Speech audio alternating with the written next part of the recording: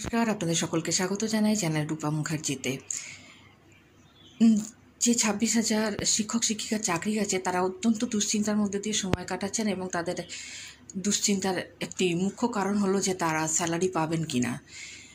যে পোর্টালটা আপগ্রেড করা হয়েছে সেই পোর্টালে চাকরিহারাদের নাম কিন্তু স্পষ্টভাবে দেওয়া হয়েছে এবং অনেকেই বলছেন যে যাতে চাকরি চলে গেছে তাদের যদি স্যালারি দেওয়া হয় সেক্ষেত্রে কন্টেম্প্ট অফ কোর্ট হয়ে যাবে, কোর্টের অবমাননা করা হয়ে যাবে, তাই তাদের কি স্যালারি দেওয়া হবে? দেখুন, রাজ্য সরকারের তরফ থেকে স্পষ্ট বলে দেওয়া হয়েছে যে এখনই যে সকল শিক্ষক শিক্ষিকা চাকরি গেছে তাদের বিরুদ্ধে কোনো কঠোর পদক্ষেপ নেওয়া হবে না।